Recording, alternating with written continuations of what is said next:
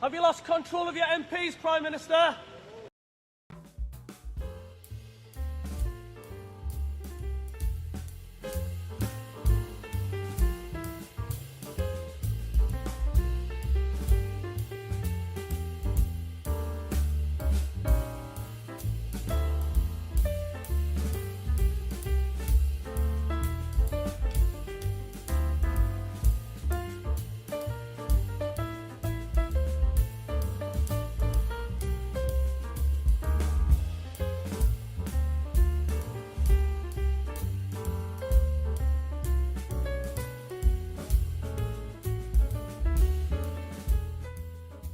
Good evening, people. Happy Socialist Sunday. Sorry for this slightly delayed start. Just had a knock on the door earlier to help a neighbour out with something. But here I am. Welcome to the Sunday live stream on my left eye. I'm your host, Lefty. A very warm welcome to everybody this evening. Another week goes by. A week's a long time in politics. I hope you're well. Let me know how you're doing in the chat. Jacqueline's in first, and we've got Stu joining us also.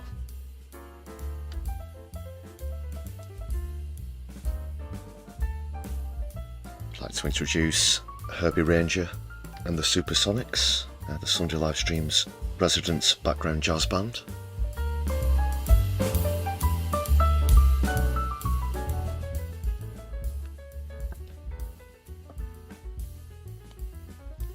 Yeah, hopefully helping us chill out a bit as we wind down towards the end of the week, but could be a couple of triggering topics, who knows.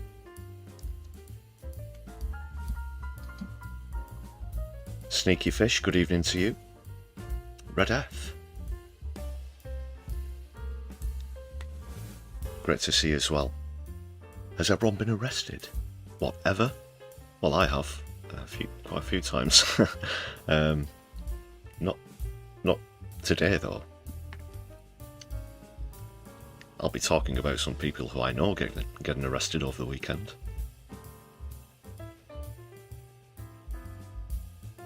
Yeah, for anyone who doesn't know, your humble host here is a political and environmental protester and activist with JSO, Youth Demand and the like. And also defend our juries, we'll be talking a bit more about later. You know, as we glide into the dystopia, as our civil liberties are stripped away bit by bit. It's been quite the week for that. But there could be hope in one or two areas, because the new Left Party is Go, announced by Zara Sultana, confirmed by Jeremy Corbyn during the week, so a bit of a look at that as well. But they're not the only ones who are forming a new party. I'll know more about that later on.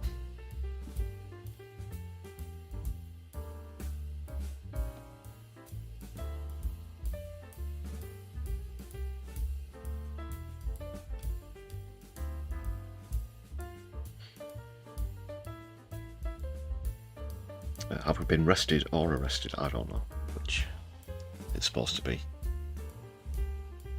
I've been more rested than arrested.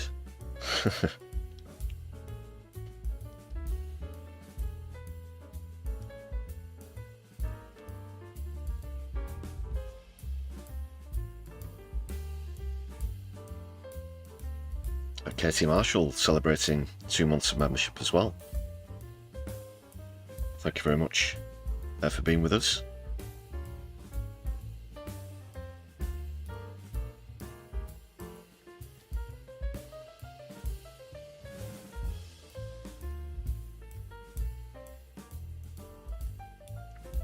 Sneaky Fish, how many people I'm bumping into at protest actions who identify as some shade of anarchist? Oh, well, I don't know. It depends on the type of protest. It's not something I've really been around asking that much. I could say that there's always a lot of socialists there, of course, but anarchists, I couldn't rightly say at the moment, definitively.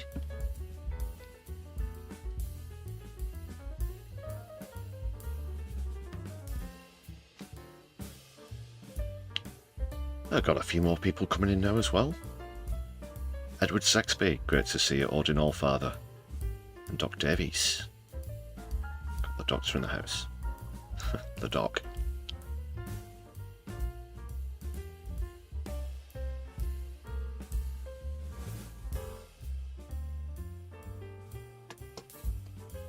Good to see the friendly neighbourhood Scottish Marxist has arrived also. Good evening to you, Katie.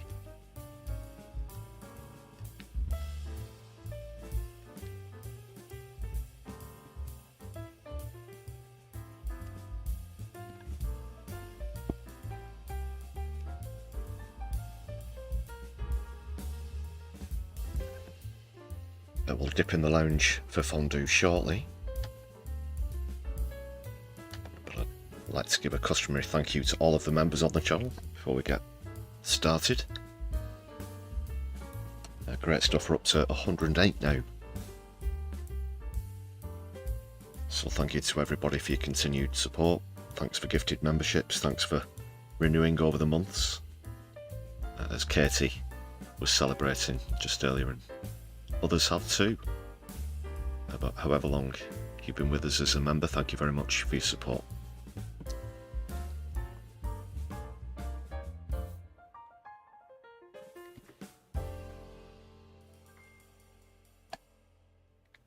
There's other ways that you can help to support the channel and spread the solidarity, of course. Hit thumbs up on the stream, for example. I can see that most of you have done that so far. Just double check you've hit thumbs up.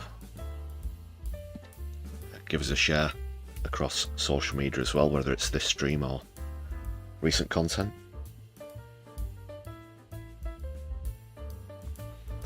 And I'll be going through some updates of the subjects of recent content on tonight's stream as well, so thank you very much once again to all the members. And at this juncture, I'll bring in you good people onto the screen. Just check that's refreshed and updated. There we are. Let my left eye see the people.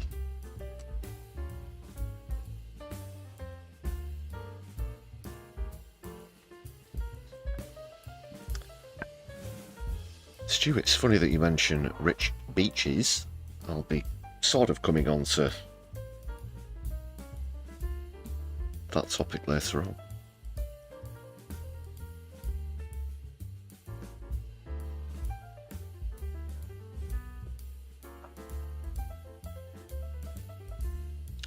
Okay, I can see a few of you've hit the thumbs up now. All good. Good to go, people.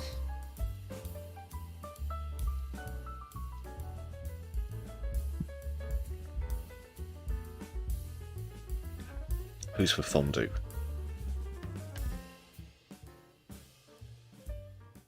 Thanks, Herbie. We'll be back with Herbie in a few moments. What's coming up?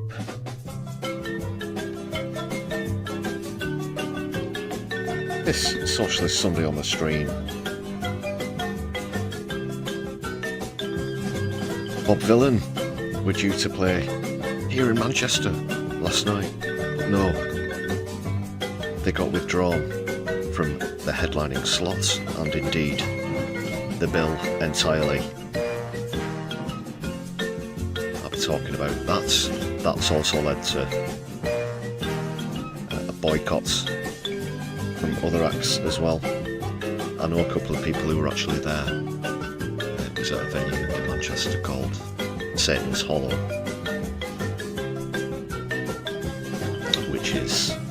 guessed heavy rock and metal venue.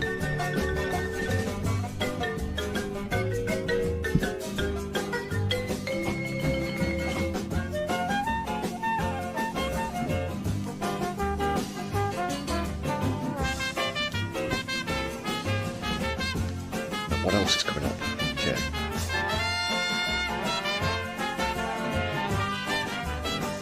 Of course, I mentioned earlier the Defend Our Jury's protest around the proscription of Palestine Action, who are now officially proscribed. Just turn this jingly background music down a little bit. Yeah, that's it. And you could get 14 years now for saying just 4 words. The first 2 being I support. And there were arrests at the Defend Our Jury's protest. I wasn't at the protest myself, but I am a supporter. I do take action with Defend Our Juries, I've done a few times, as well as JSO and Youth Demand. Essentially, yeah, they just basically protest outside courts, holding placards is the main thing, concerning our civil rights being taken away. That'll be at trials, at plea hearings, etc. This time it was at Parliament Square actually, so I'll be going into that later on.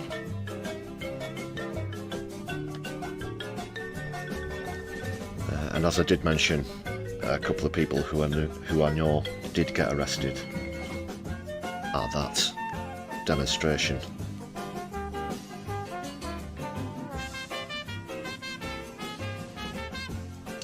You had the stream on mute, Ed. Oh dear. Well. Whoops.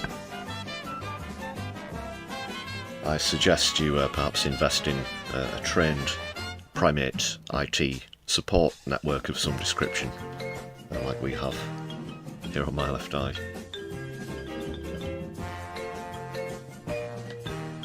So where was I? Yeah, you may have heard that Sue Parfitt, who's an 83-year-old retired priest, was arrested amongst others.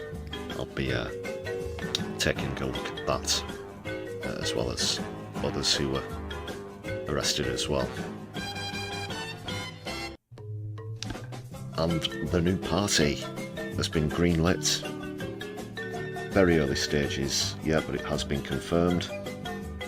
I guess I'll be going through that, as well as the implications for the next election, as well as the immediate stunned reaction from mainstream media and the right.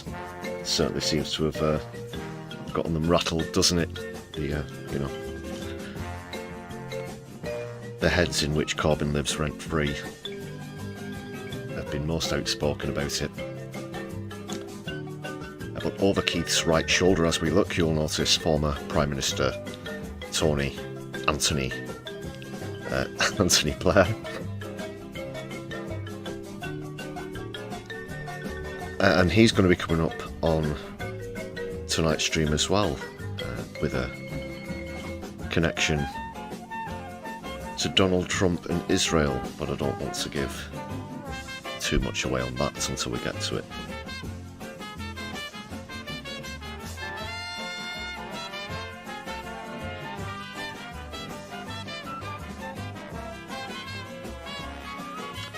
Owen Musk's new party as well.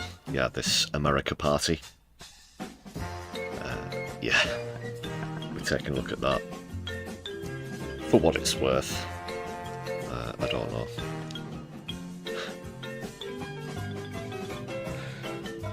Oh.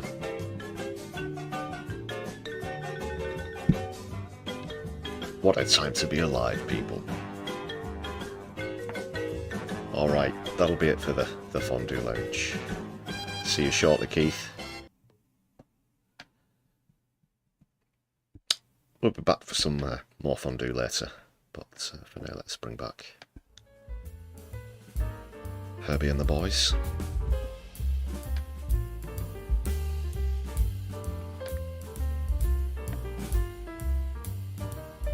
Yeah, so those topics plus any developing news that happens whilst I'm on live.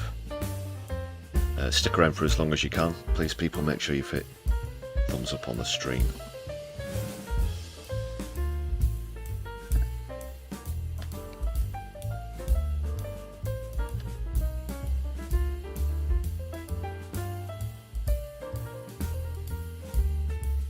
I'll keep it light-hearted for now, though, with the opening comedy clip.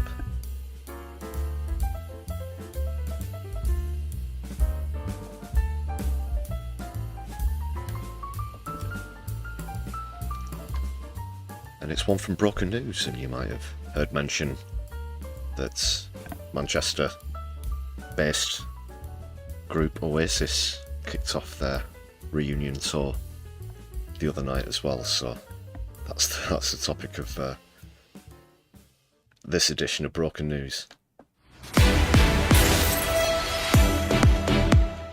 Welcome to Broken News. Two elderly brothers from Manchester say they've got no regrets after despising each other for decades just so they can cash in on a lucrative band reunion. Our reporter has the details. He isn't wearing a jacket or a tie and is being extra expressive because it's a story about popular culture.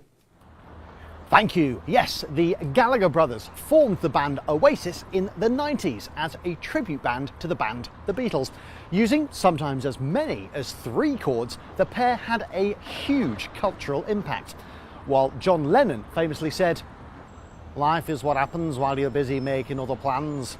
And Elvis Presley said, "The truth is like the sun. Yeah, you can shut it out for a time, but it ain't going away." The Gallagher brothers were best known for inspirational quotes like, "All right, our kid, sunshine," and the classic "fuck off." Their return sent shockwaves through the music industry, while Radio 2 has been flicking its collective bean to the thought of Noel Gallagher guest hosting mid-morning. The second biggest Parker-wearing twat in the band, Noel, once admitted that he didn't write second verses to songs because he couldn't be bothered. So just repeated the first verse instead. And it's that sort of artistry that propelled Oasis to the big time. But the band has recently faced criticism, mainly for using surge ticket pricing to maximise their profits from their new tour.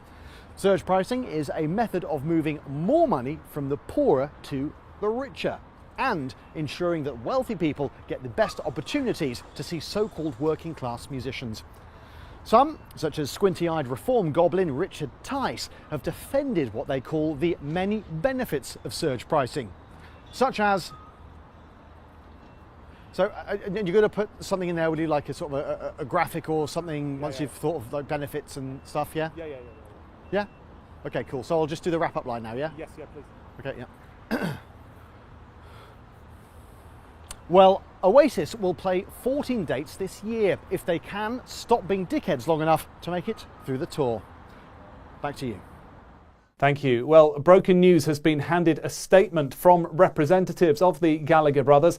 It reads, "Noel and Liam are an inspiration. From working class stock, they conquered rock and roll, became massively rich, and are now finding a way to rinse money from the working classes. It's the British dream." What a lovely story. That's all from Broken News. You're up to date.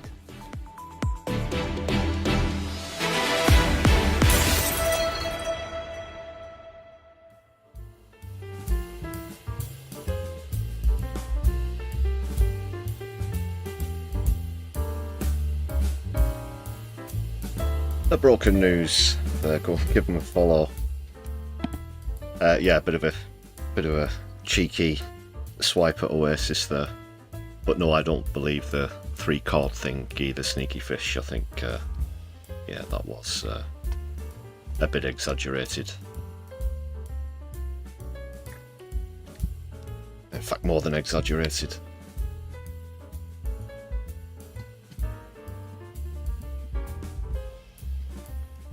Well, what can you say, politics-wise, about all this?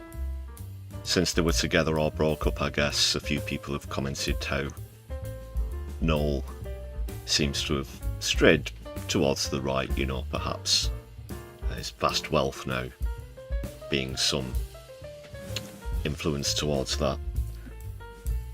And recently actually had a bit of a moan about bands being political and right, which I don't think, you know, people who were inspirational to him, such as John Lennon, would feel particularly good about that.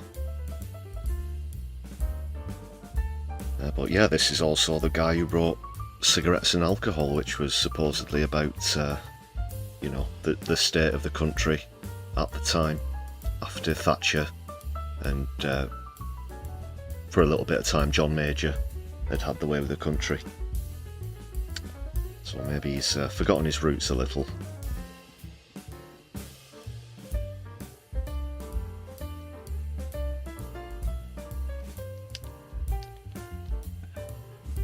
Yeah, some broken news there, and keeping on the sort of musical, political theme.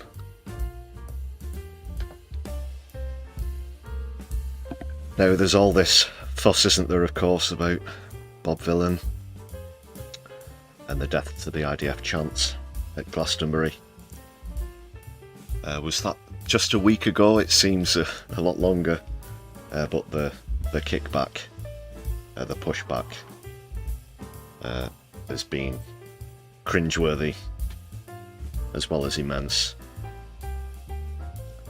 So yeah, they were dropped from the lineup last night here in Manchester, and as you can see with this this meme here, credit to Chris Etchingham at C Etchingham 77 for that one. First of all, the venue, the promoters decided, after they dropped Bob Vylan, who have clearly been very outspoken about support of Palestine and are known for saying somewhat controversial things, were to be replaced by no other than Kneecap. As though it wasn't just, in terms of what the band are outspoken about, exactly the same. You thought you'd get Kneecap on and they wouldn't say anything about Palestine or what had happened to Bob Vylan. That's... I don't know what to say about that.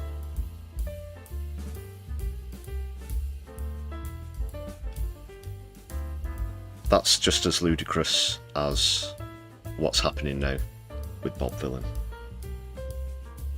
I remember watching it live the other week, and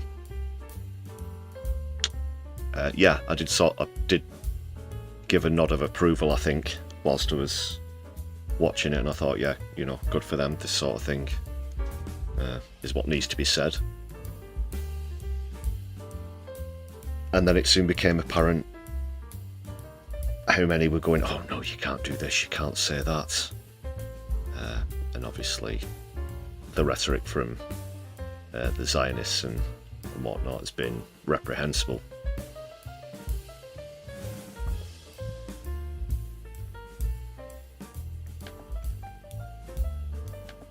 So the removal from the bill caused a show of solidarity from other acts that were due to play. The Radar Festival,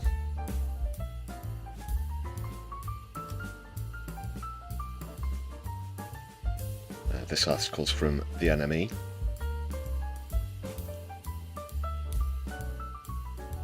That's the other point that I think gets overlooked too much in all this as well. Obviously a lot of people refer to the chant, but what it said about the BBC on the sign in the background as well, basically calling a genocide a conflict, which I think is right to call out as well. So the article says the backlash has led to them being dropped from shows in Germany and France, finding their sets under a criminal investigation. Yeah, that's happening as well, of course. That's just stupid. They've had the US visas revoked as well. I'll just move this over to the left slightly. There we go. Sorry, there's an ad up there. Just see if I can get rid of that. Not sure I can. It's funny though, the ad is actually... Alright, you can't see it, maybe a little towards the bottom right of your screen. There's this ad that can't get rid of. It's actually an interview with Idols, the band Idols, who Bob Vylan were calling out in a clip from last year. It was Idols and Sleaford Mods, I think, were the other ones who were calling out for calling themselves left-wing political bands and not saying anything about what's happening in Gaza and the West Bank.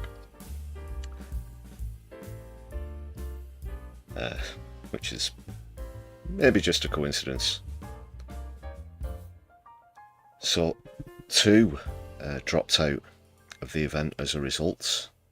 This event was last night, I'll just remind you as well, by the way. Hedy, thanks a lot for those gifted memberships. Solidarity.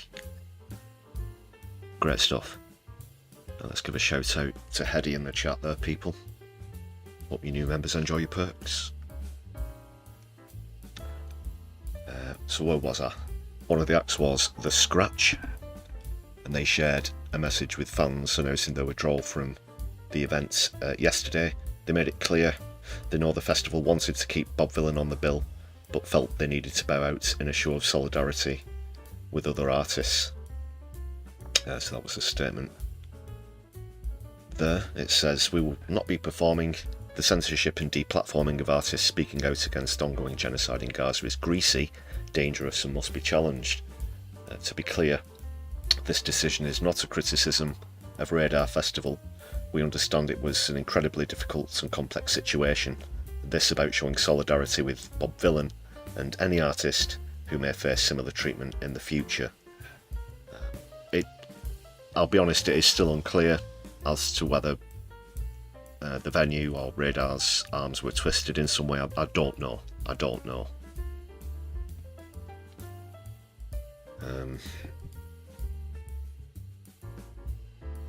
But it goes on to say, shadowy government influence and wealthy lobbying groups should not be allowed to dictate who is given a platform and what can be said on it. Now, maybe The Scratch know a little bit more about what I was just hinting at there, and that's why they put that in the statement.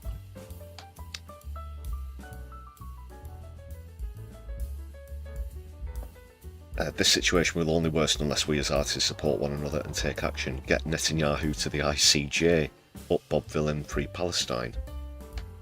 Love Yes, who wrote that on behalf of Scratch. Jen, that is G-double-N, shared a similar sentiment announcing their withdrawal from the lineup. They said, as a minority on pretty much every lineup and with a relatively modest platform, we consider whether we could use our physical presence to speak about bullying, censorship and strong-arming demonstrated towards the likes of Bob Vylan and Radar, they wrote. For our safety and sanity, we've made the final decision to pull out from performing at Radar this weekend. We are devastated to do so after the time, money and excitement we put towards this performance, and can only apologise to anyone who is going to be there and see us. The statement continued, our fight should not be focused on the policing of those who are trying to spread awareness within their means. This is a distraction from the wider picture. Pressure needs to be placed on those who are instigating the censorship of a genocide happening in real time. So that was from Jen, G-double-N. Massive Attack have also shown their support for the duo, that is Bob Vylan, amid the furore, and urged the media to centre their attention towards what's happening daily to the people of Gaza rather than focusing on the artists speaking out.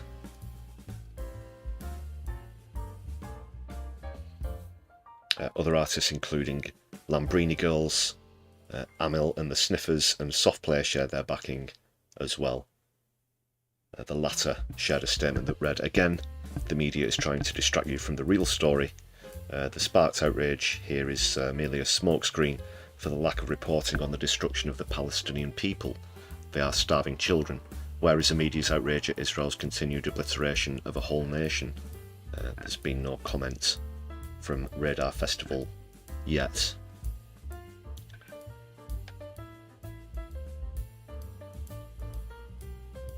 Were you there, perhaps, at Radar Festival? I know a couple of people who were there yesterday, but I've not had the opportunity to speak to them yet to find out who did end up replacing Bob Vylan as headliners, or did they just trim the number of acts and have who was supposed to be second billing as headliners? Let me know in the chat. Did anybody else who was performing say anything about this during the performance? These are the questions I'd like answered.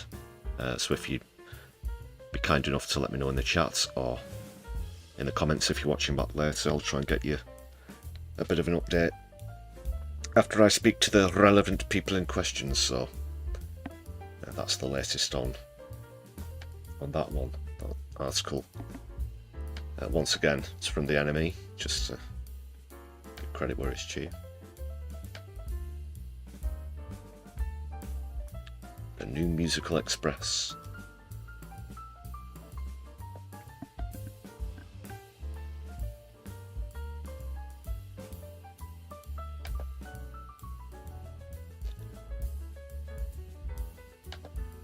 Right, just got to see where we're going next. Your bookmarks here.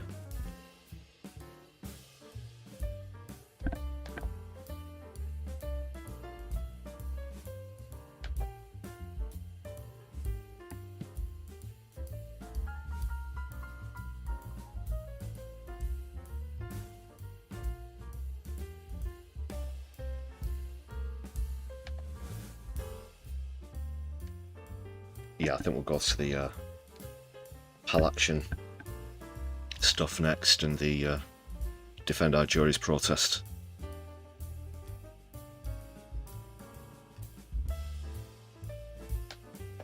I'll be with you in just one moment, people.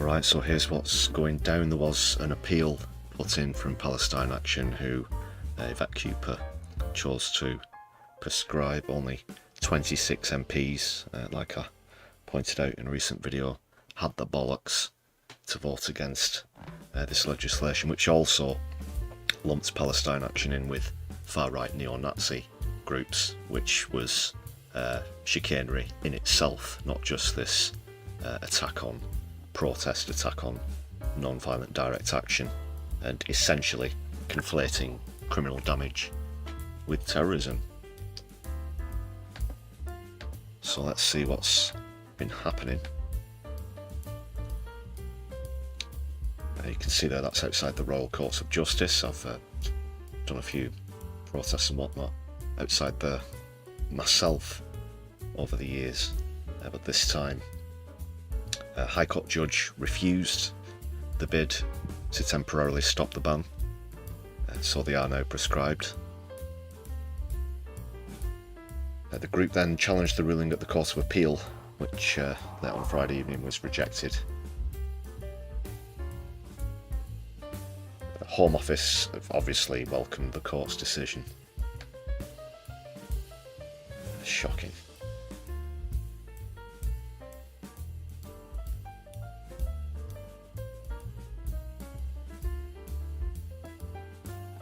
So the judge, Mr. Justice Chamberlain, said, "I have concluded that the harm which would ensue if interim relief is refused but the claim later succeeds, is insufficient to outweigh the strong public interest in maintaining the order in force.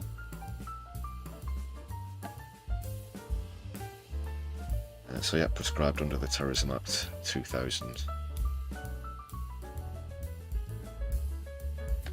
This was after an estimated £7 million worth of damage was caused to planes at RAF Bryce Norton last month.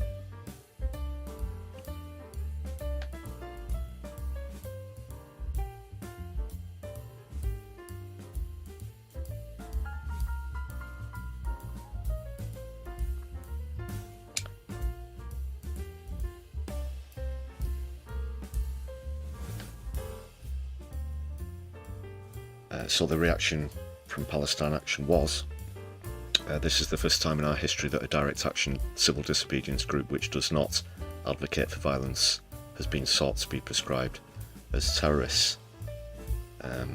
After the ruling, it said thousands of people across Britain wake up tomorrow to find they've been criminalised overnight for supporting a domestic protest group which sprays red paint on warplanes and disrupts Israel's largest weapons manufacturer. She added, "We will not stop fighting to defend fundamental rights to free speech and protest in our country and to stand up for the rights of the Palestinian people." The group then launched a last-minute challenge at the Court of Appeal, which they lost late on Friday evening. And there was a demonstration outside, as I mentioned, and there were arrests there as well. This was at Parliament Square yesterday.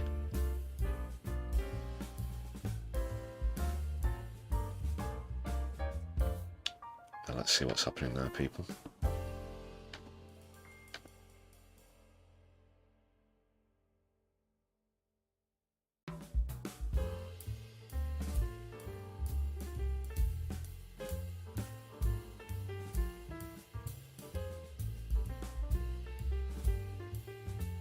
Look at somewhere. Sorry about that, just uploading a file there.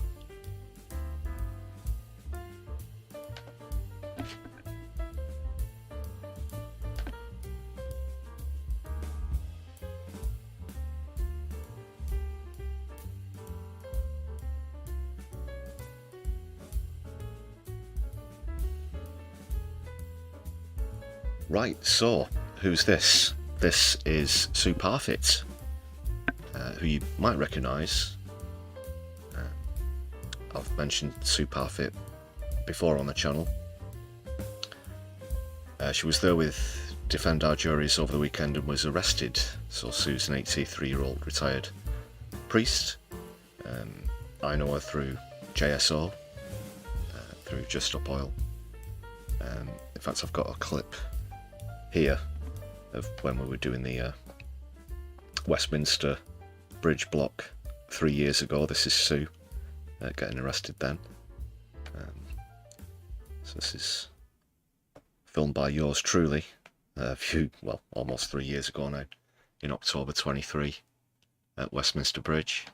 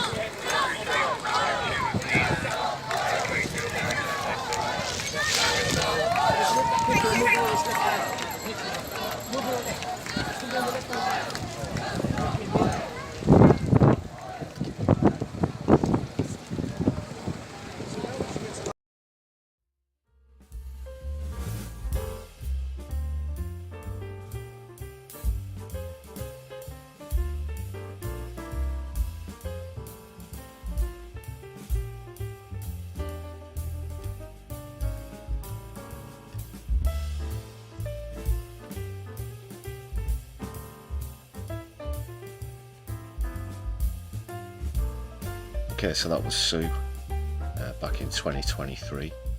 She's been arrested quite a few times between then and now as well, including at the Magna Carta action. She was one of the JSO supporters who smashed the glass on the Magna Carta display as well, if you're familiar with that one. But this weekend she was arrested simply for holding up a placard with a slogan on it which included those 4 words that can now apparently land you in prison for 14 years. That begins with "I support," and the initials of the last 2 words are PA.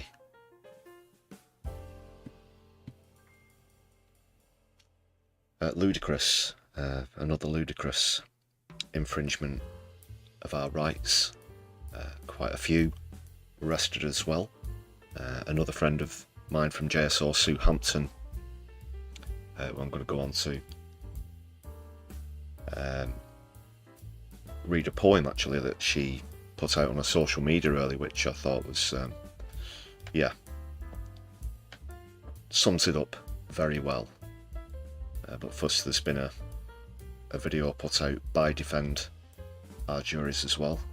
I'll take a look at that first. Look at somewhere like the UK. Yeah.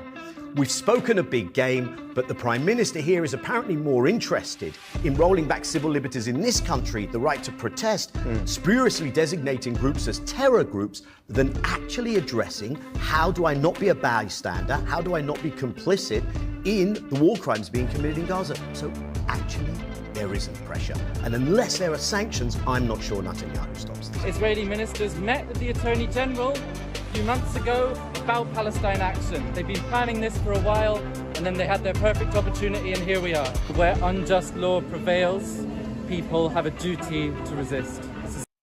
Just want to step in one moment. So these are the signs that several people had that I oppose genocide. I don't want to get the channel pulled for saying the last part as much as I want to. Don't tempt me though, I am a bit of a rebel. But this is ludicrous. This is the stupidest thing I've heard of since people were getting arrested for holding up placards that had a phrase on that is literally on a sign at the Old Bailey itself, which concerned a jury's right to acquit based on the conscience. And Trudy Warner was famously arrested for holding up a placard with that on. Now people are being arrested for holding up placards with this on. How does this in any way constitute as hate or terrorism or whatever they're trying to paint it as? It's a ridiculous slur on our civil rights as far as I'm concerned.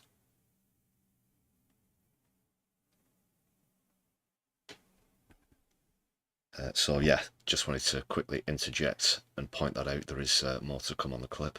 And here we are. Where unjust law prevails, people have a duty to resist. It's as simple as that. And these are brave, ordinary people putting so much on the line. They're risking 14 years in prison for this.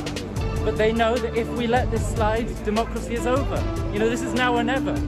What are we going to do? What can we do but resist? I oppose genocide. The mother of all democracies, people.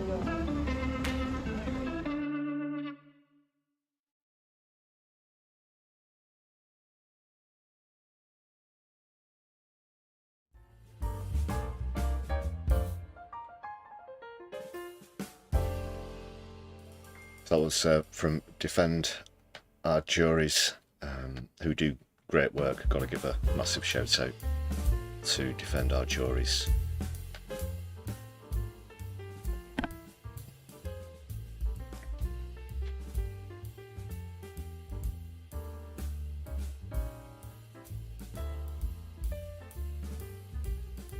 And another supporter of Defend Our Juries, friend and fellow Defend Our Juries and JSO activist. Another Sue, Sue Hampton, just going to bring this poem up. It's a brief poem that I'm going to hopefully do justice if I read it out. Just about her experience in getting arrested yesterday. She's been released now. So she put this out on Facebook earlier.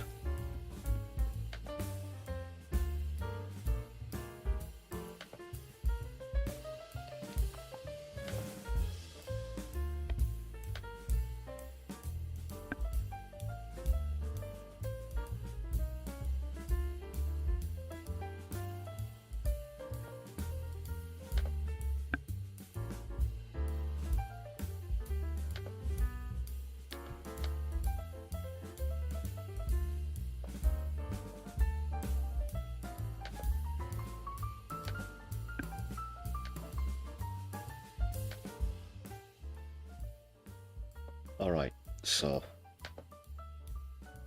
she explains how she was arrested for holding up the placard and attempted a couple of sonnets in the police cell.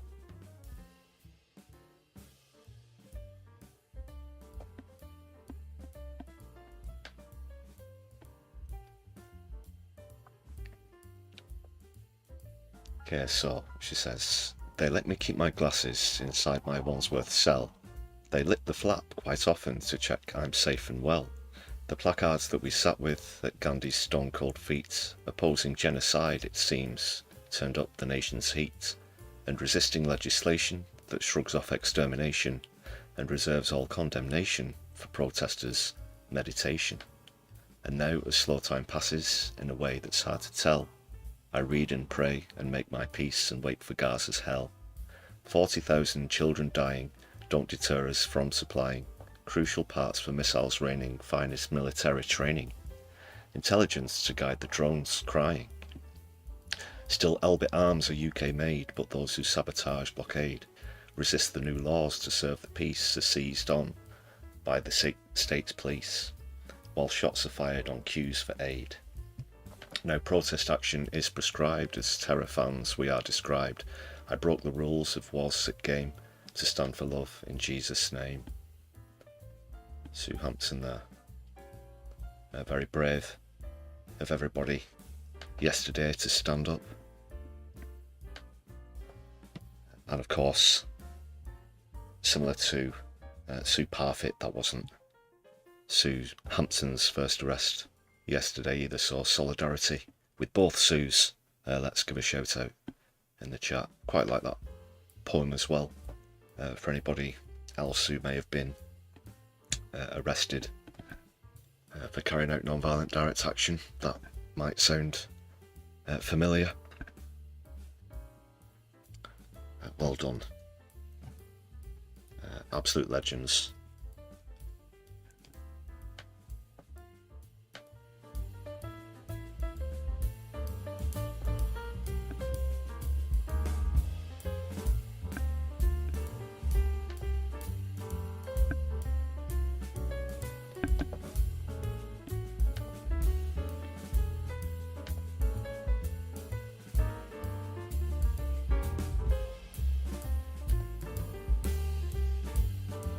Shots all nice and refreshed.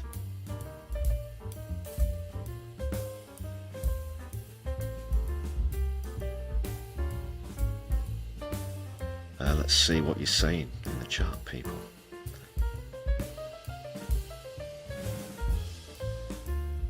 Doc, yeah, I was quite surprised by that. £7 million for a bit of paint. I don't know about that.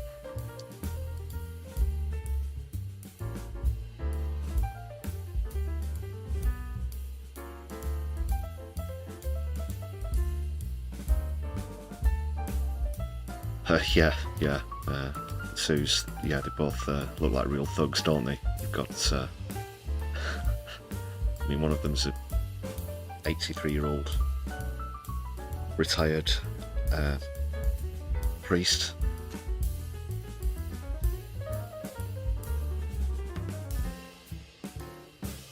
But yeah, it should be Blue Labour who are prescribed. Good suggestion there, Sneaky Fish.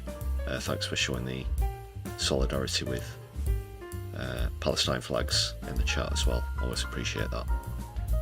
Keep your thoughts coming in, people. Another reminder as well, if you've got anything that needs my urgent attention, then super chats are open on the stream, and super thanks if you're watching back later on. Please do make sure you've hit thumbs up on the live stream if you're just joining us. This is the Sunday live stream. On my left eye, I'm your host Lefty. Diving into another topic in just one moment. I think we might have a short interlude just after one final word on that topic. So, Police Commissioner Mark Rowley was on Laura Kussenberg earlier. This little clip is from Politics Joe, so shout out to them for providing the clip. But he straight up lies to the British public when Kussenberg asks him if arresting 83-year-old retired priests is a good use of the Metropolitan Police's time.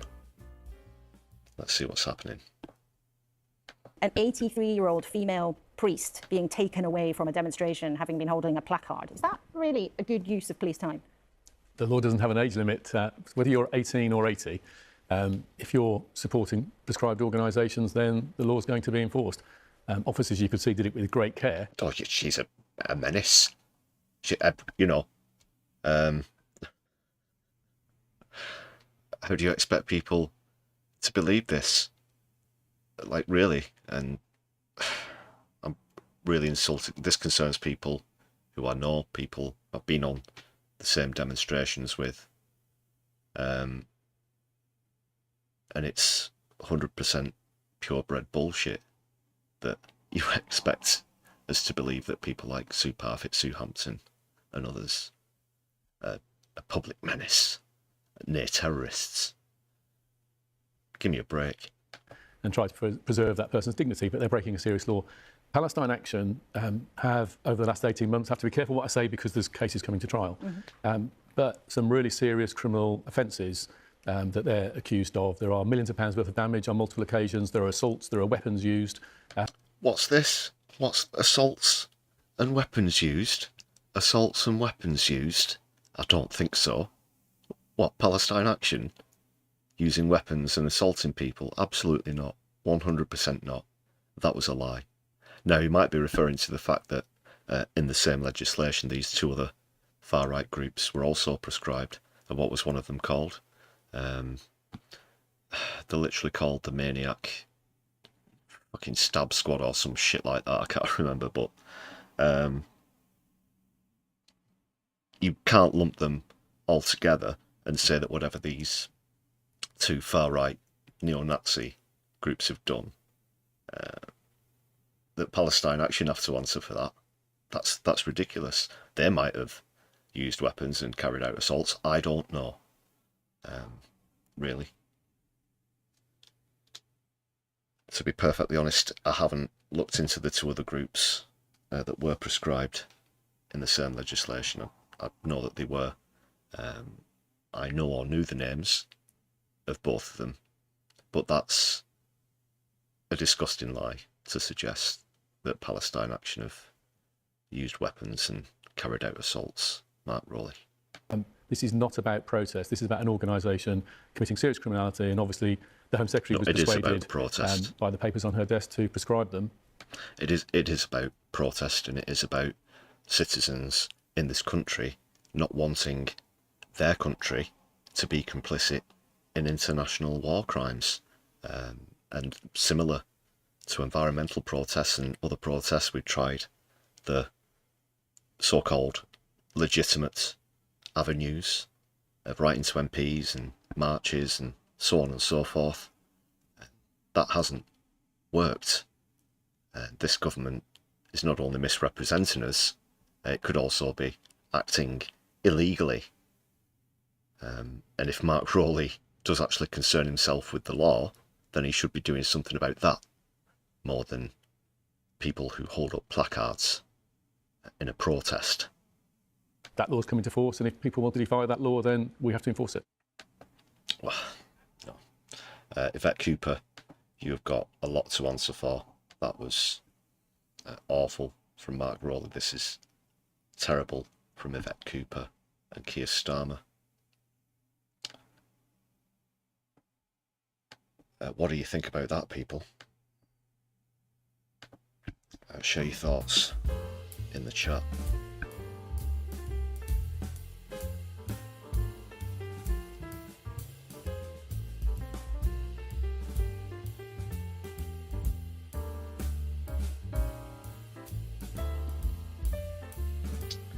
Well, I think they just want us to forget about the obvious complicity at this point. It's an act of panic, I think, from Yvette Cooper and Keir Starmer.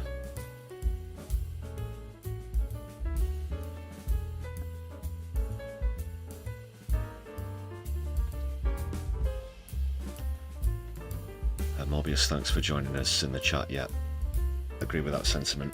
It sucks more and more every day. We have to keep fighting.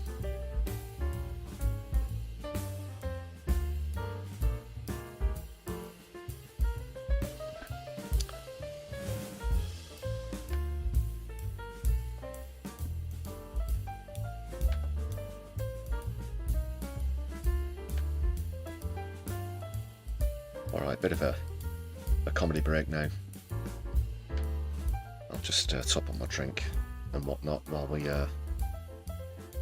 indulge in the latest slice of Jonathan Pie. So, enjoy.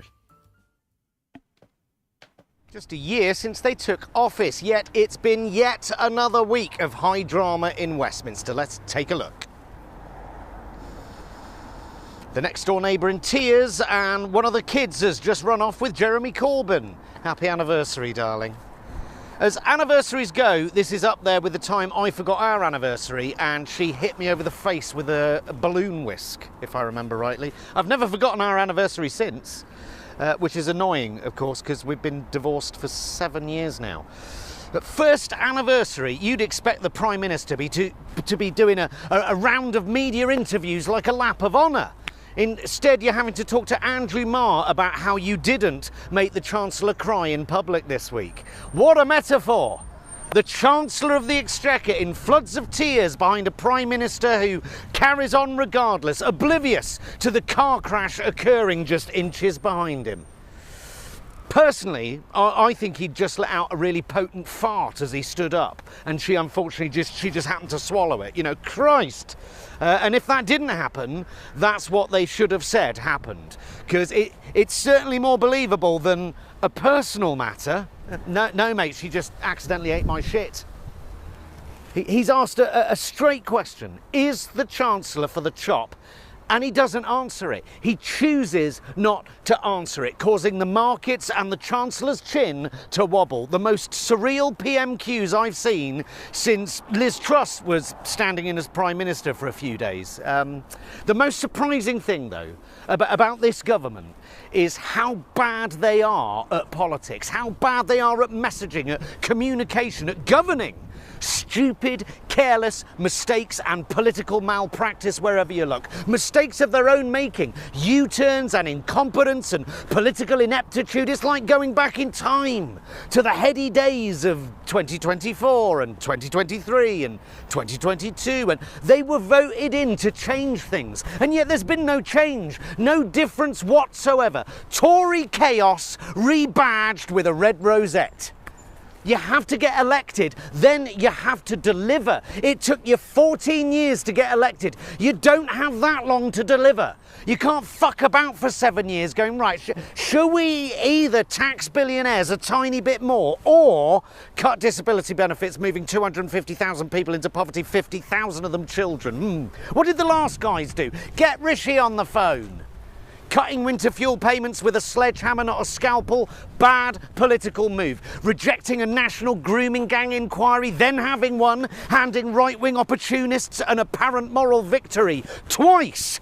bad political move. Cutting benefits for disabled people. This is not what people who voted Labour expect from a Labour government. So people aren't going to vote for you next time, and they're not going to vote Tory next time. They're going to vote Reform, and it'll be all your fault.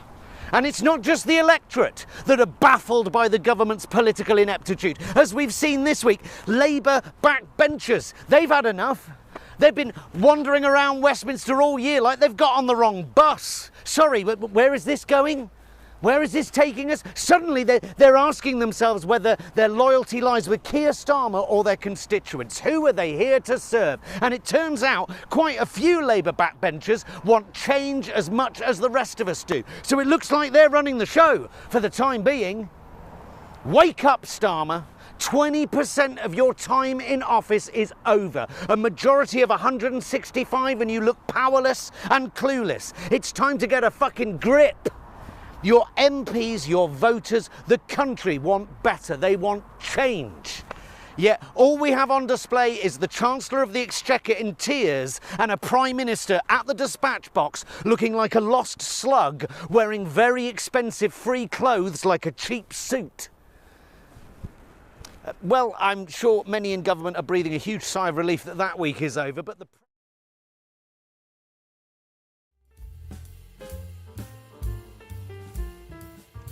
Jonathan Pye. Spot on. So a year has gone. A year has gone. First year of government under Starmer. Record. Low in the polls. He's opened the door for the far right, as Jonathan Pye pointed out there, and I have quite a few times. Channel. And it's also led to, ultimately, the formation of a new political party, so let's see what's happening.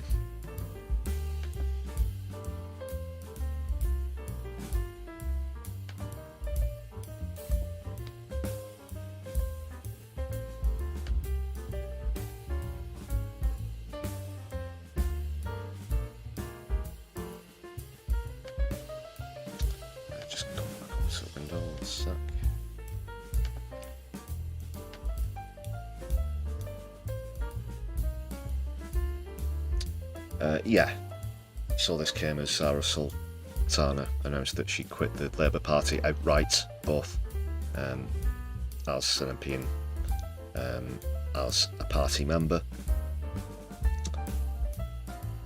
And her and Jeremy Corbyn are having discussions about forming a new party, which has been confirmed.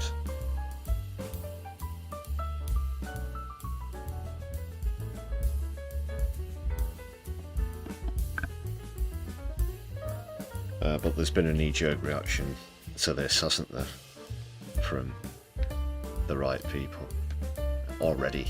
You know, I mean, it's not even been officially titled yet as a party or whatever. And the usual ghouls are sticking their heads above the parapet and throwing in the 2 cents on social media.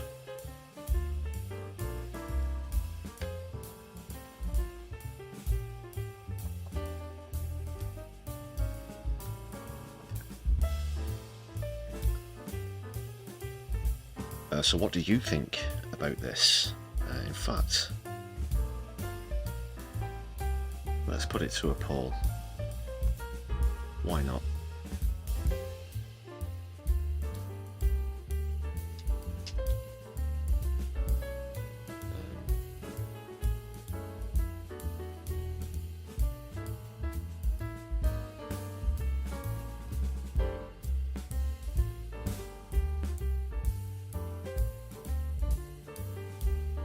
That'll do. So, well, I didn't check the spelling, I hope it's right.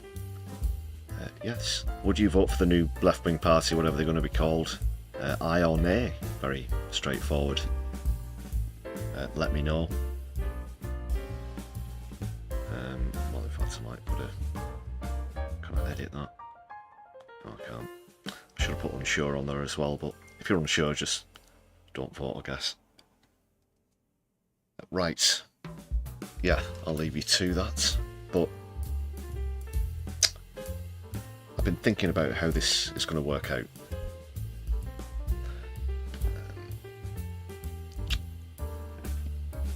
Because we've got to be honest and realistic about the chances of success for this party. Obviously, I certainly encourage socialist parties, democratic socialist parties and so on.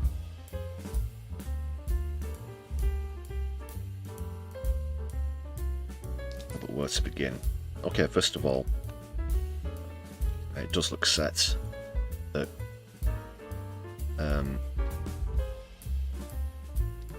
Zach Polanski is going to be the new leader of the Green Party, and at the last election, for the very first time, they had a candidate in every seat. Now we're probably quite far off knowing how many constituents this new left-wing party are going to have. Well, if they're going to have, they need 650 candidates basically, and it's in the very early throes at the moment. What's essential though is that when this party is formed, however it happens, it has got to do so in sort of in tandem with the Greens. I don't know how they're going to work it out. Usually the case is that if you have two parties of a similar ilk, but it looks as though one of them have a reasonably good chance of winning the seat, then the other one might back off in a form of tactical candidacy, if you will. But how's that going to work if there's a Green candidate in every seat? I don't know, because we're still talking about an election that's going to be 4 years away.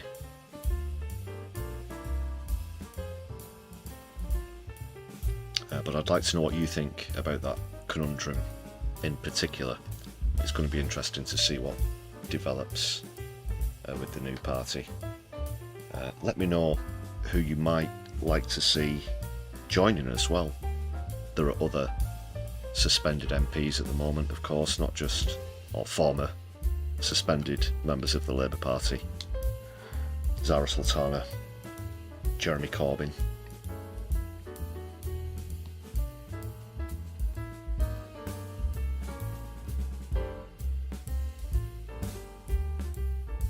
You've also got the likes of Richard Bergen. I know that a few people have been calling for John McDonnell to get on board with this as well. Perhaps Apsana Begum.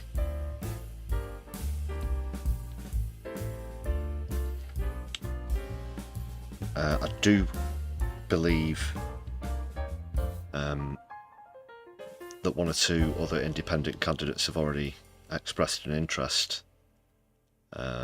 Liam Mohammed, I think, was one, for example.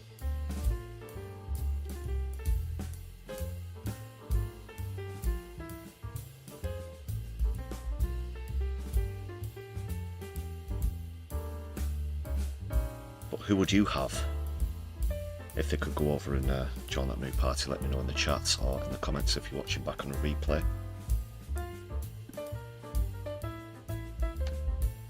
Later on, okay.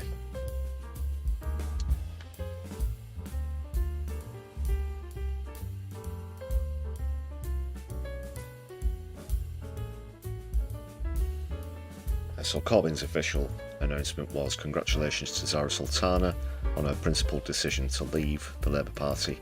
I'm delighted that she will help us build a real alternative. The democratic foundations of a new kind of political party will soon take shape. Discussions are ongoing and I'm excited to work alongside. Delighted to work alongside all communities to fight for the future people deserve. Together we can create something that is desperately missing from our broken political system, that is hope. Are you feeling hopeful? know that a good few people are.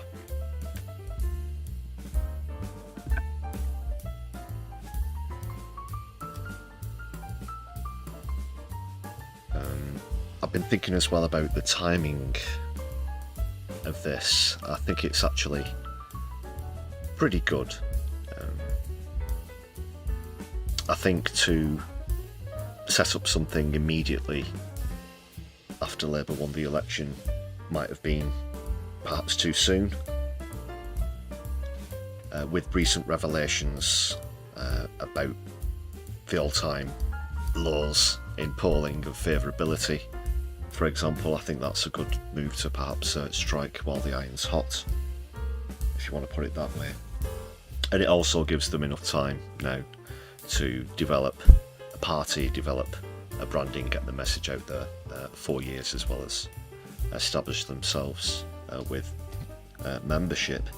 And I know that already from a sign-up page that Zara Sultana was sharing around social media, that tens of thousands of people have expressed an interest and signed up.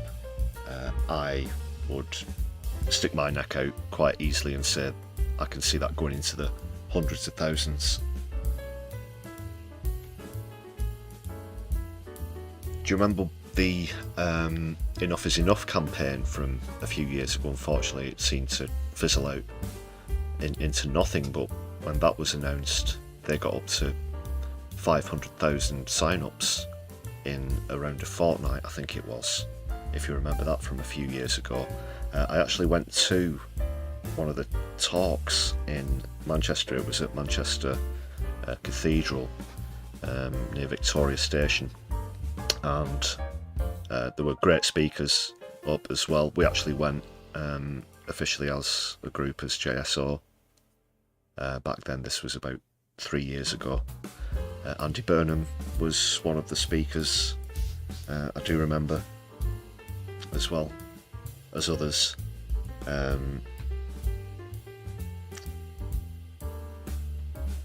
So if they can replicate that kind of interest, there was a massive outpouring of interest for Enough is Enough,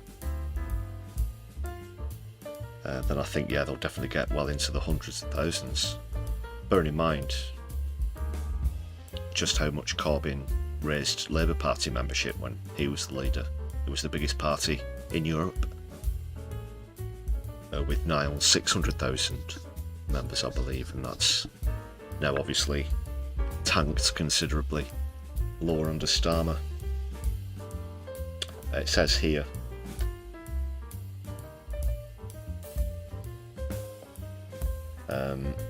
the Collective and Arise have been bandied about as potential names, and they also predict the party will immediately get 100,000 members and 10% in the polls. We'll wait to see about that. They want to do essentially the same for the left as Reform have for the right. If you're aghast at, you know, the polls, not just how bad Starmer is doing, I mean the fact that Reform looks set to storm to government, or at worst a hung parliament, then this perhaps could remedy that. I hope it does. So 3 to 4 months is the timeline they've set themselves out. They reckon they have a 60 to 70% chance of all that going ahead within the next 3 to 4 months, and of course I'll be keeping my left eye on that. Just officially, Adrian Ramsay, who's still co-leader of the Green Party for now, said people are looking for a progressive alternative to Labour and should come behind the Green Party.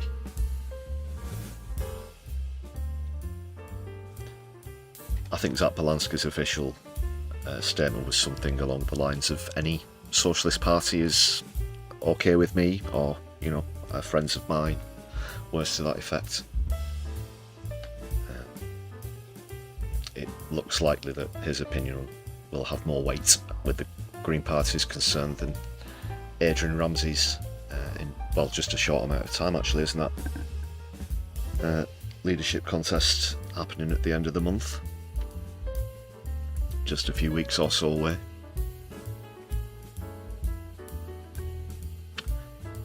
And so far already in the poll I put up, I can see tremendous amount of support for the ayes, 78 to 22 at the moment.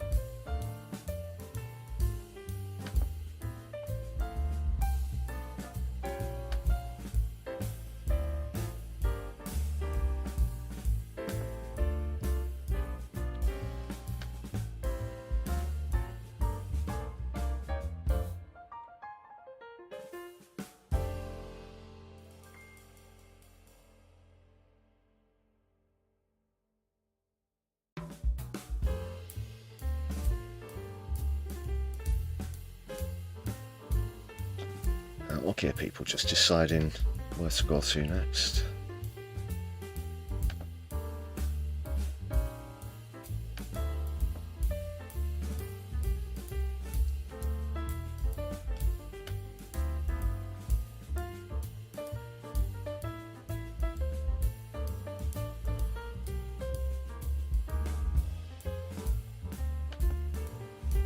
Yeah, well, while we're on the topic of new parties, we may as well go over Musk's attempt. He's announced a new party as well. Just one quick moment, folks. Good people, my comrades.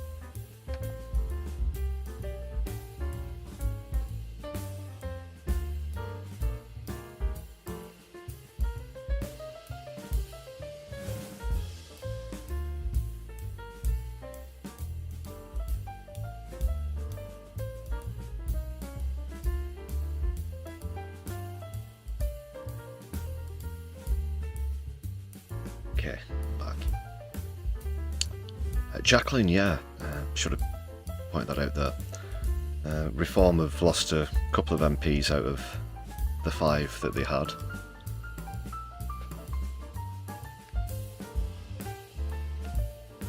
And Mobius, yeah, the councils that they're in charge of have turned into an absolute shit show. Because, as you put it, they're putting reactionary spotty teenagers in charge of whole council departments. They're inexperienced. They're probably knob ends, let's be perfectly frank. So it's not going to work out well. They don't know the system. It's a recipe for disaster.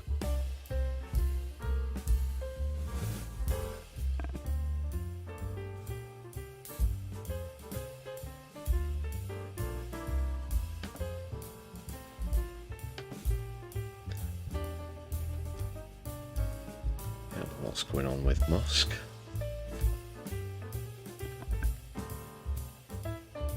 It's round 2 of the Trump versus Musk wars.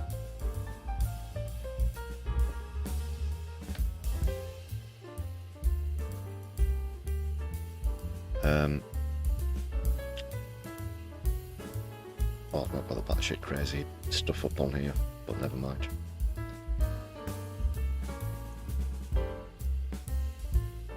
So he's gone and formed his own new party. Elon Musk.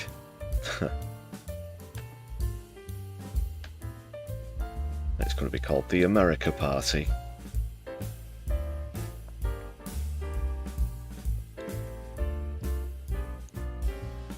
He says it's a challenge to the Republican and Democratic two-party system. However, it's unclear if the party has been formally registered with the United States election authorities. Musk, who was born outside of the United States and is thus ineligible to run for US presidency, does not say who will lead it.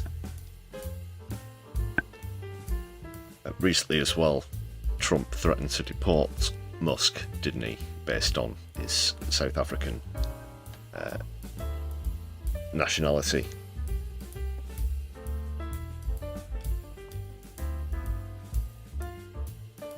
During a recent row with Trump, Musk posted a poll on X asking users if there should be a new political party in the United States. Referencing that poll in his post on Saturday, Musk wrote, "By a factor of 2 to 1, You want a new political party and you shall have it when it comes... Isn't this the same guy who tried to challenge someone about his ludicrous wealth hoarding, that he'd put up a poll saying he should solve world hunger, and they estimated the cost for it, and he said he would do it if they voted for it in a poll, and they overwhelmingly did, and then he just didn't follow through on it and told the guy to fuck off. But he has actually carried out the result of this poll. And he says, today the America Party has fallen to give you back your freedom. Yeah, of course, that's... You know you've had your freedom, you know. It wasn't me. It wasn't me that took your freedom away.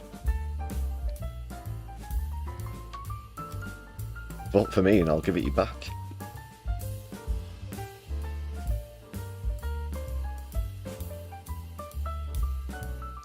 So the Electoral Commission has not published documents indicating that the party had been formally registered. Is he making it up?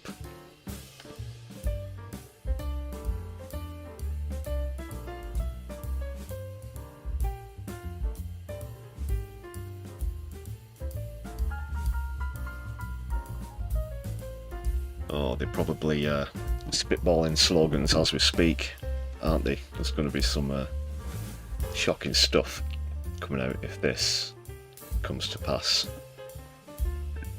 Because you're talking about, on paper at least, the wealthiest individual in the world.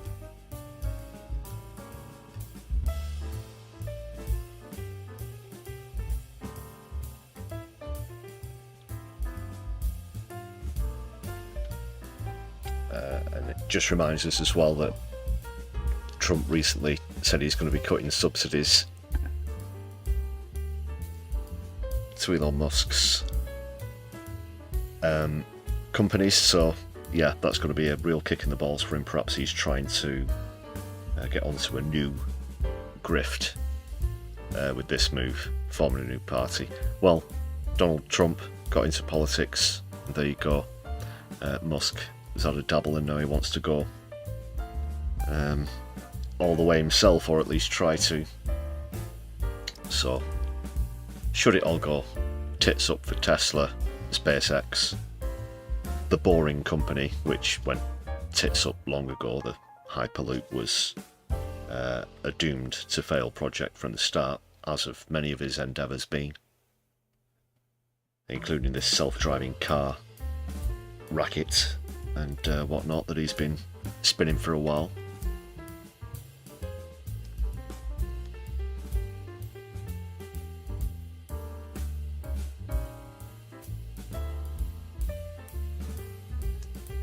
So instead of raising money from subsidies, he's perhaps going to do it from campaign donations.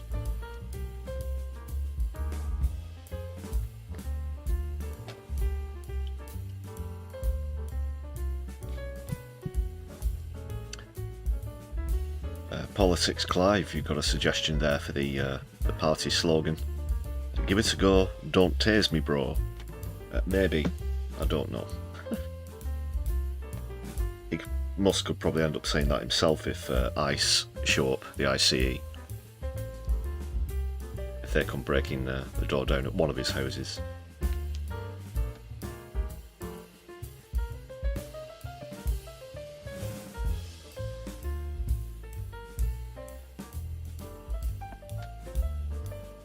Yeah, but being the wealthiest man in the world,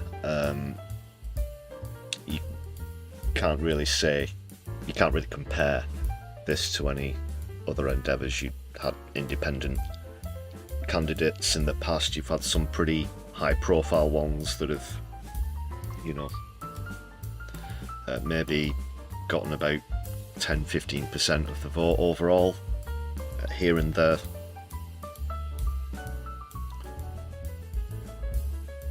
Oh, well, on a positive note, it could bankrupt. It could bankrupt him. You know, so stay positive. Why not? Yeah, it cost a lot of money. to win enough states, and enough states to win the election, and the taps have been turned off. He's out of taxpayers' money, which, you have to be honest, is pretty much the only reason that he's managed to climb to wealthiest person in the world, is with government subsidies. Now that's gone. I've not taken a look at recent share prices or whatnot, but I dare say there may be trouble ahead.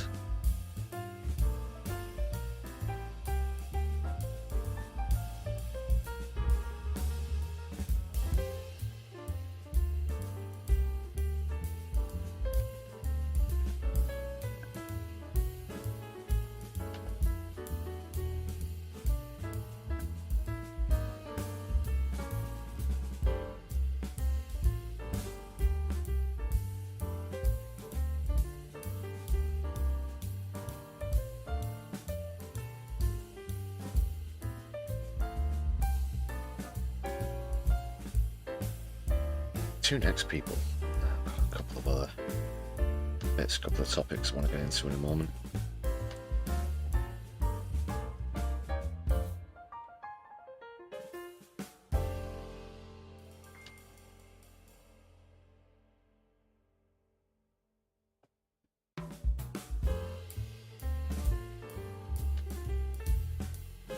Yeah, I'll go on to Gaza updates, the latest from the Middle East, in just one moment, people.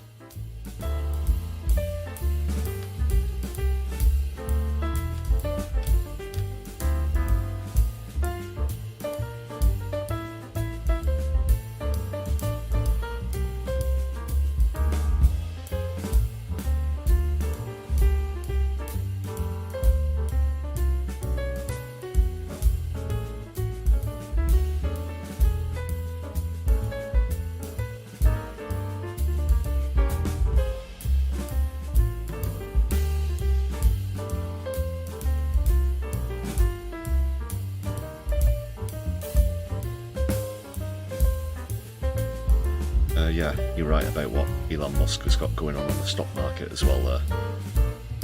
Massive sort of tech Ponzi scheme. I call him the hype merchant, the 21st century hype merchant. He's trying to sell you a future he can't bring, that he can't follow through on.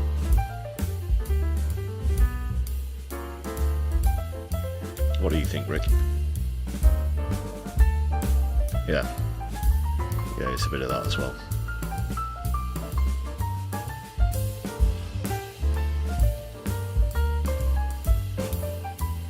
And you could say the same thing about Benjamin Netanyahu, really. So Damn right.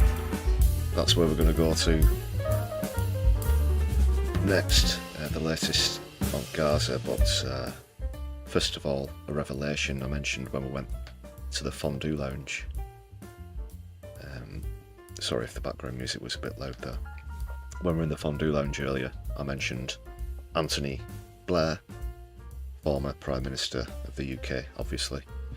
But what's this got to do with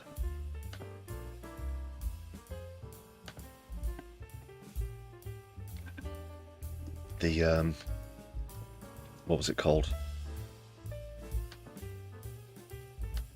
The Gaza Riviera.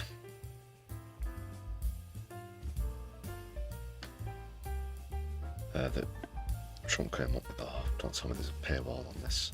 Just one moment.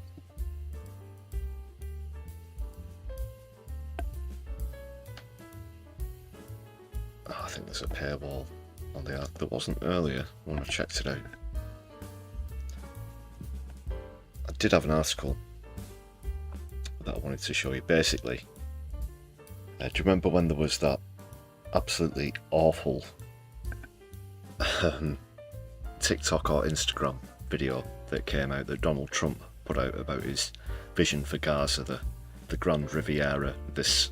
It was all AI, of course. And it was just an abomination, really. There's no better way to describe it. But this plan, the Gaza Riviera, as Trump envisaged, was actually partly drummed up by Tony Blair as well.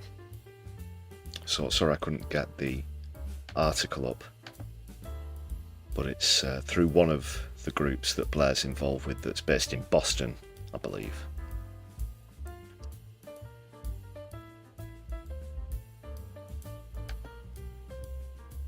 So how's about that? Because obviously Blair knows a little bit about raising Middle Eastern countries to waste himself, doesn't he?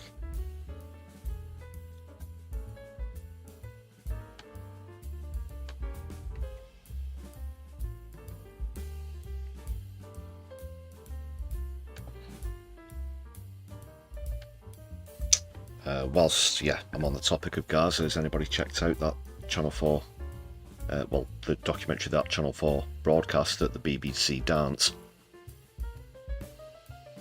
The doctors in Gaza, a little over halfway through at the moment, and yeah, I've got to say, although I was familiar with a lot of the circumstances and the topics that came up, seeing the footage, hearing from the doctors with this new documentary footage was appalling.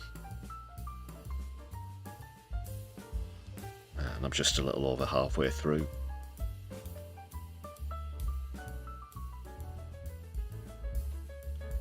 Let me know if you've seen all of it and what you thought about that as well. But just up next,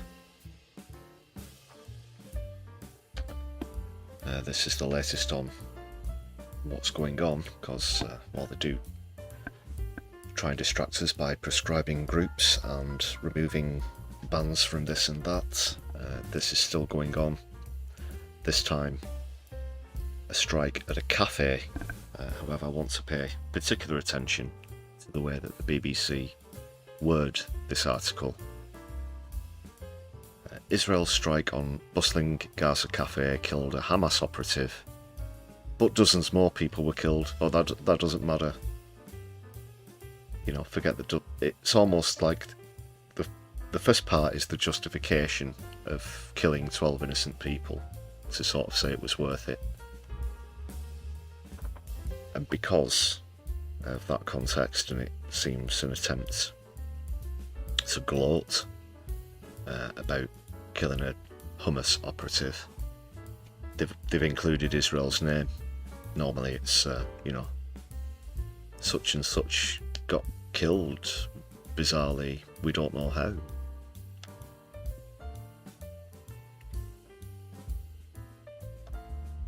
Yeah, they do that quite a lot as well.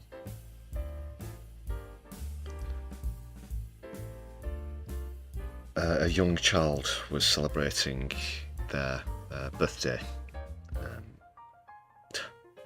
Unbelievable. They were singing happy birthday just before the explosion went off. It's just disgusting, it really is. Abhorrent. That describes the scene there. Horrific bodies, blood, screaming everywhere. One man told the BBC later that day it was total destruction, said another. A real massacre happened at Al-Baka cafeteria. A real massacre that breaks hearts. Awful.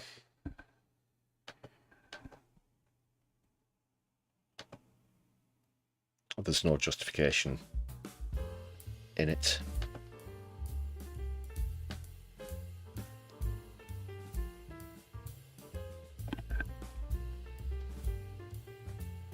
There were 29 people killed in the strike. 9 of those were women.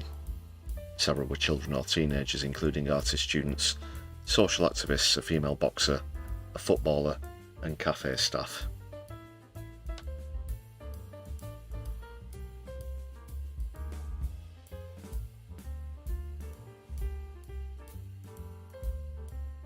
All this while there are supposed to be ceasefire talks going on. That's Another picture of the devastation. Let's look at it. There's nothing left. Razed to the ground.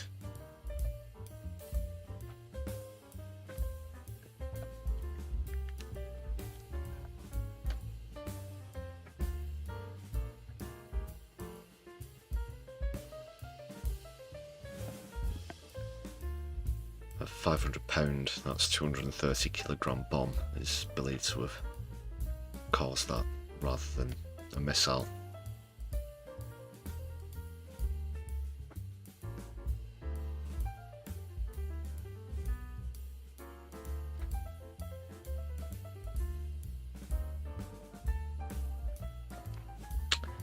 According to the article, 27-year-old Hisham Ayman Mansour, whose deceased father had been a leading figure in Hamas, the military wing, the Al-Qassam bridges, was among those in the men's section by the sea. His brother was previously killed by Israeli forces, and one social media post mourning his death suggested the brother had taken part in the 7th of October attacks. Yada yada. Yeah.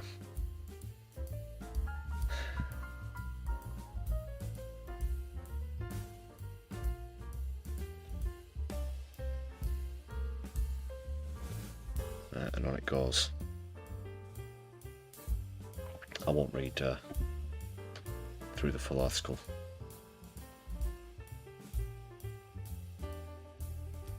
That's the boxer who was killed.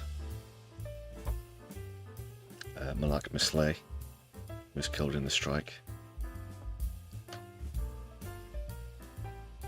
That's some of the artwork of the artist. Depicts a woman with her eyes closed, covered in blood.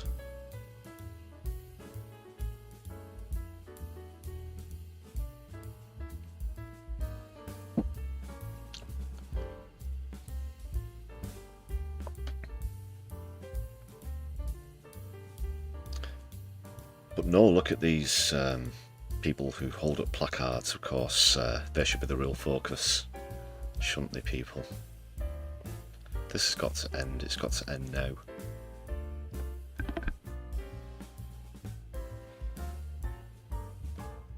As one of the bands who pulled out of the festival in support with Bob Vylan said, get Netanyahu in The Hague now.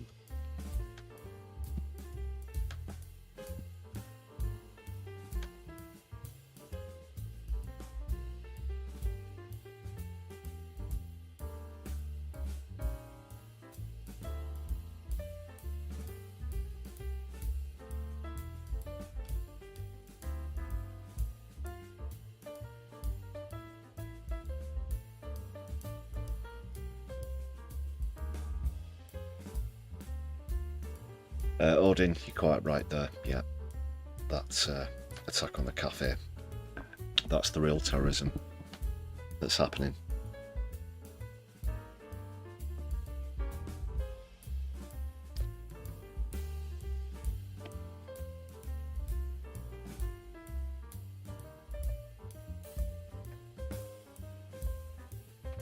And this is happening daily, alongside people being killed as they wait for aid in this shit show organisation that America and Israel have put together.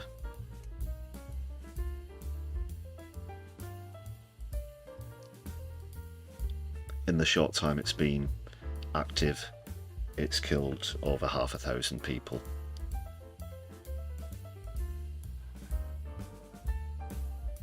And they said that they didn't want other aid organisations to go in there because they accused them of being dangerous, they accused them of being terrorists, they accused them of being part of Hamas and the like. Just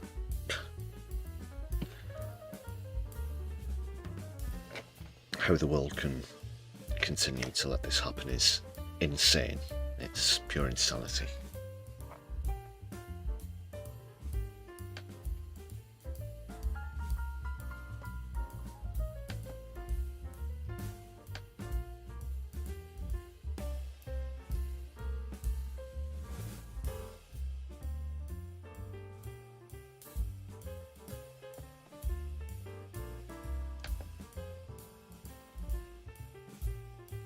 I think we'll have another little comedy interlude at this point.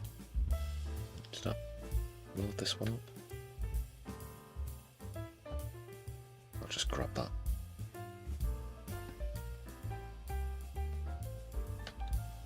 One second. Hello. It's Ross Charles, who does a good JD Vance, so he's describing the rules of being second in command to Donald Trump. Pretty good. So, not had him on for a few weeks, actually. Definitely worth a follow. Ross Charles.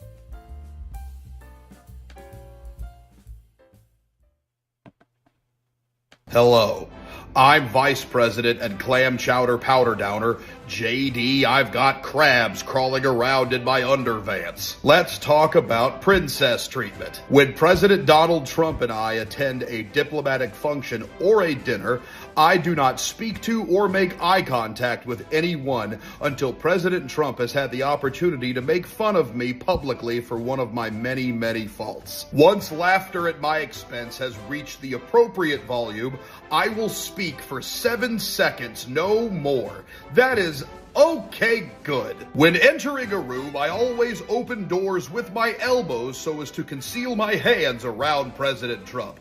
This is a normal thing that humans often do. I walk with a hunchback in any given room so as to appear shorter than President Trump. As Vice President, I must appear at least 6 inches shorter than the President at all times. It's in the Constitution, I'm told. I do not select an outfit for myself before any given function. Instead, I am assigned a pair of very short and very tight pants so as to distract from President Trump's, and this is a direct quote, front butt. This is something that I am grateful for and am in no way physically uncomfortable, especially when I sit down. When we finally sit down to a meal, again, not making eye contact with any of the wait staff, I am given 2 gallons of Diet Coke to consume immediately. This is meant to offset President Trump's 1 gallon of Diet Coke, which is totally normal and a human thing to consume on a daily basis. I do not order or even mention tacos at all around the president. Or chicken, for that matter. The only actual food I receive during the meal is a bowl of ice cream at the end. I get 1 scoop of ice cream, but I dare not eat it, because my 1 scoop is meant to accentuate Trump's 2 scoops. Trump gets 2 scoops, and everyone else gets 1 scoop. This is because President Trump is a very special boy. Later, after everyone leaves, I am given approximately 2.7 minutes to consume a smoothie made from Donald Trump's leftovers before I am given my reward of a partially used break room couch and an AI-generated poster of Donald Trump saying thank you to me. It is only after seeing this poster that I am able to achieve. And that is the princess treatment that I endure, expect, whenever I am seen in public with Donald Trump.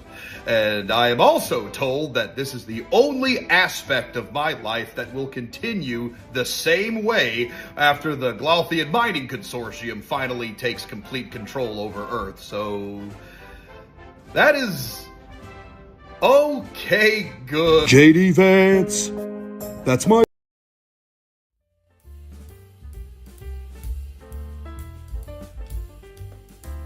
Yeah, Ross Charles does a good JD Vance. I have to pause the clips at the end because he does parodies of copywritten songs, so need to pause it there. Shout out once again. Good stuff, that. Probably not too far from the truth, if we're being honest.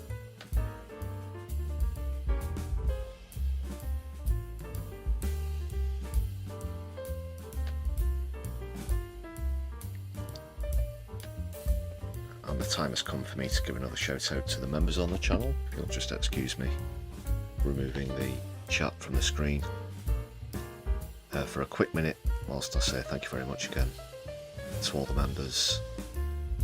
Thanks a lot for your gifted memberships this evening, people. Do appreciate that. make sure you've hit thumbs up and all relevant buttons as well. It's just 99p as well if you want to join this list of marvellous members, so check out the perks.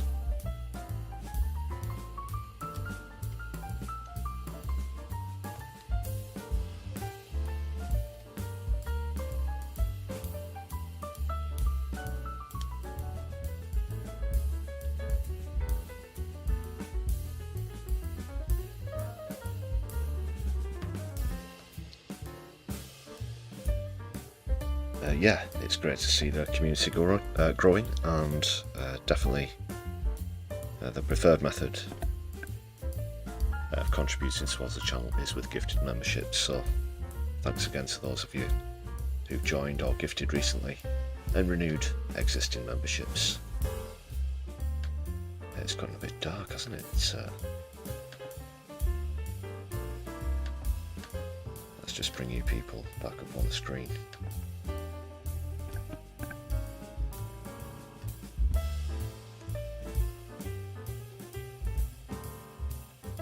Right, we're getting towards the end of the Sunday live stream now, but thanks a lot for sticking around, and don't go anywhere. I have just put in a redirect, a raid. We're going to go into Kevin Logan after the stream, so please do stick around for that. Give him a thumbs up and shout out once we get over there.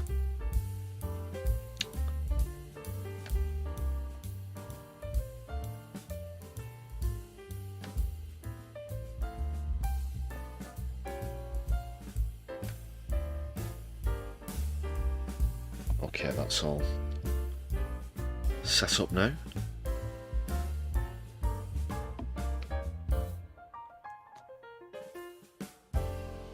And I'll be closing the poll in just a minute in case anyone has joined us. Just another reminder, there's a poll for whether you'd vote for the new party that Zara Sultana and Jeremy Corbyn and others are in the process for forming, so get your votes in. I'll just give you another moment or two. In fact, we'll go over to the fondue lounge as we wrap things up on tonight's stream.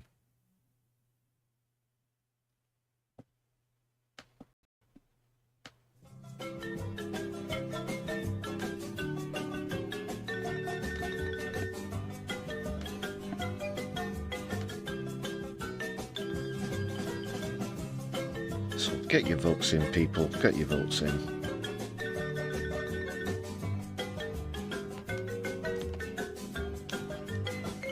Although it does look pretty conclusive at the moment. Not sure if a few more votes would affect the outcome.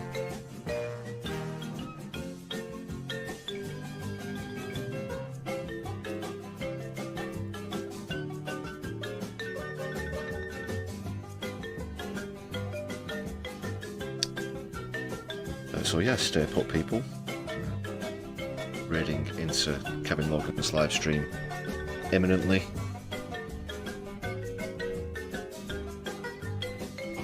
And I'll close the poll now, but it is pretty conclusive. 75% of you would vote for the new party, 25% would not. The ayes have it. The ayes have it. Unlock.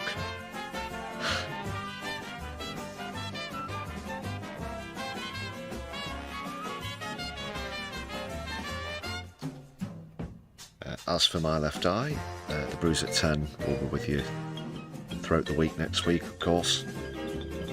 Please keep a lookout for those.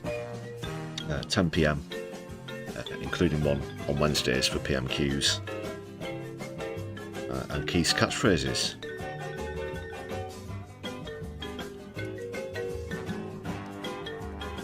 So we'll see what happens next week, but for now, that's all from me. Take care, everyone. My left eye will be seeing you soon. Free Palestine and power to the people.